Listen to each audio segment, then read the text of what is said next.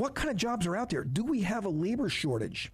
And when you see the angst that's in the American public right now, that's being manifested in this the two primaries. I mean, Bernie Sanders' appeal really is what kind of jobs are we going to have in this country? Now, of course, his policies on job creation, has a lot to be desired. I mean, he's going to run jobs out of this country, but he's giving people the false illusion that he would be able to create the jobs. And they're willing to try anything right now because whatever we are doing isn't working. And that brings us to Mr. Trump. The same thing. He's talking about immigration. He's talking about trade. He's talking about security. But he's talking about a wall. He's talking about all these things. But isn't at the heart of both of these campaigns, the American people are full of anxiety about the kind of jobs and opportunities that they're going to have. And there's this revolt going on in our country right now against the political elite, against the system, because both of these groups are looking at what's going on in our country, looking at their opportunity and their jobs and their families and the way that they're going to make ends meet in the future, their communities, our country, and they don't see it. They don't see it coming together.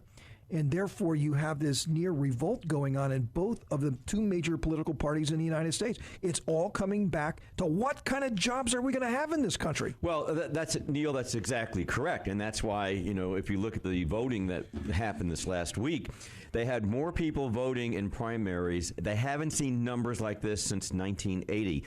On the Republican side. Now, on the Democrat side, there's a 35% drop in the number of people that have voted in past years. So, there's something very exciting that's happening out there. And it is a revolt. I mean, it is a revolt. People are concerned. Wages are falling. There's disparity between the rich and the poor. We don't seem to see, the middle class growing. It's actually being put back and pulled back. And they're very, very, very concerned. There's a great movie, The American President. And Michael J. Fox is in it, and Michael Douglas is in it. Great film. And there's a scene in that movie where Michael J. Fox is talking to the president, and the president, Michael Douglas, is saying, why don't they get this? Why don't the people understand this? And Michael Fox says, listen, when the people are so desperate and they're in the desert of ideas, they will drink sand if somebody just talks to them and tells them it's water. And the point of the matter is, people are out there and they're talking and they're just tuning into exactly the pulse of the nation. People have been frustrated. They're frustrated because the jobs aren't there. They're frustrated because there's a competition for people who are just coming in en masse into this country. We're hearing about Disney employees. 200 of them are dismissed. And they're said, oh, by the way, before you get dismissed, you got to train your replacement for the next 90 days. And if you don't do that, you're going to lose your pension. Well, what does that really mean, Neal? It means they can't support their family. And that is, again, why the number one concern for those who are voting this week, both on the Republican and Democrat side, jobs. And when they see that there's no future for their family, it scares the heck out of them. And they're going to get somebody who will listen to them. Listen to them, Neal, because they're not listening. And that's what they're feeling about Congress, their politicians, the leaders. Why can't they hear us? I'm shouting as loud as I can. And that brings us to what kind of jobs and how do we create those jobs? And as, again, we're a show of jobs and how to create jobs, it's through America's entrepreneurial spirit. It's always been there for us. We've gotten so far away from it.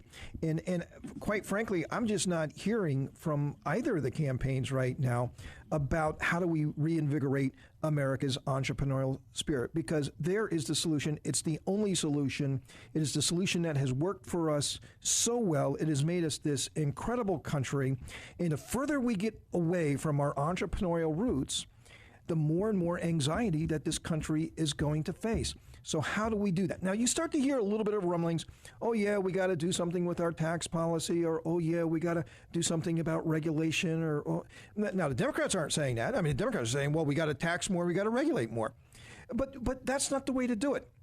So I hope, and it looks like Donald Trump looks like he's on his way. I just hope that he can talk in clear and plain language to the American people, whoever becomes our next president, can talk in a clear way to the American people the importance of their entrepreneurial roots and what that means. And it's not complicated. There's some things that we can immediately do. There's some things that we can do that will take just a little bit longer. But a lot of the problems that we have right now are self-inflicted. By preventing our entrepreneurs, our small businesses, our inventors, our risk takers, from giving them the confidence to invest, to put it all on the line.